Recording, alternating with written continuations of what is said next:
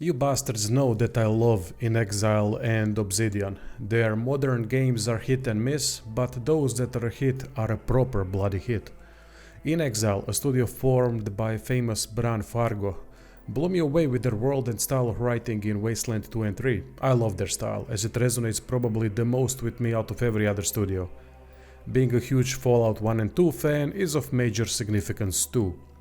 They screwed Bard's Tale 4 as it was at best a decent game, but I'd be careful about calling it even that.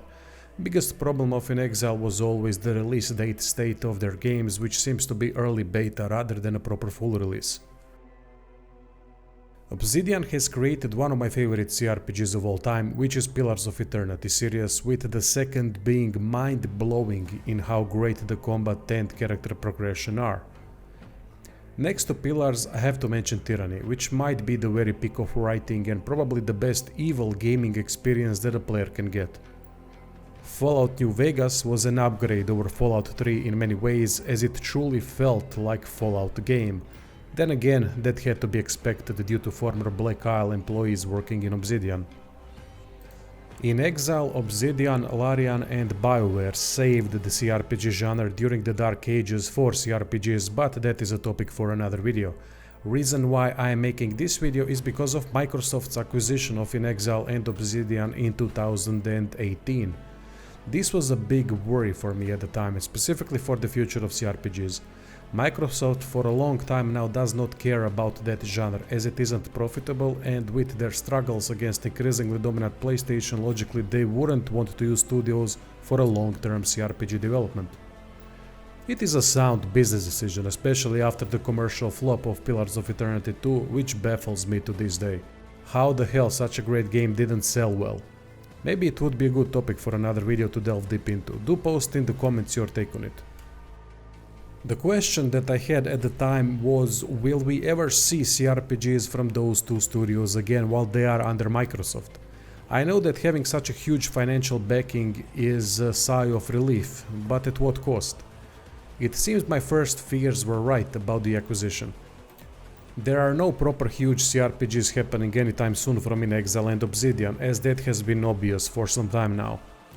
CRPG genre, except when it comes to Larian, is not profitable enough, which is a damn shame, as it is still in my opinion pinnacle of gaming due to how deep, complex and compelling they can get. Stories told, challenges created, world shaping, builds making and immersion are unmatched for me at least. Anti-ADD games, as I call them, which is the direct opposite of modern life and prevalent ADD type games in the gaming industry that use psychological methods to grab gamers instead of quality, with the direct consequence being that it is difficult to get into a slow genre that is CRPG afterwards due to brain being conditioned for something completely opposite. I get it, CRPGs are hard to get into, even after you stop playing them for a week or two and try to get back to again, no matter how much love there is for the game. Let alone starting something so complex compared to much lighter games dominating today.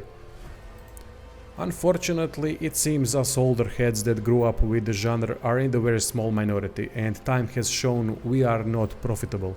Thankfully, Larian is bringing new people to CRPGs, so there might be some hope no matter how dim it is. Gotta appreciate Larian for that. Though we might have lost Obsidian and InXile in the process.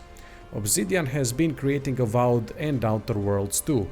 Don't know anything about Outer Worlds 2, but the first one was a sign that they are taking things down a notch by creating a more light version of what they have knowledge and potential to create. Avowed seems to be, so far from everything I've seen, a more light experience too.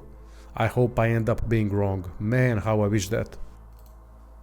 Clockwork Revolution seemed more like BioShock when it released, but developers explained that it works more like Arcanum and Bloodlines mixed together, which sounds amazing to be honest, but time will tell what exactly they mean by that. As things stand so far, it seems more promising than Avowed, but time will tell. InXile said it is their biggest project to date. Hopefully it isn't a complete mess on release from a technical standpoint. I don't mind both studios doing something outside of CRPGs like first-person RPGs, as there aren't many high-quality ones around either, but for me InXile and Obsidian are masters of CRPG genre that is starved for games too, and without them the whole genre might go into the dark ages again. Larian won't be releasing anything anytime soon. Rogue Trader just released, and without InXile and Obsidian we might have to look towards smaller studios for proper CRPG experiences.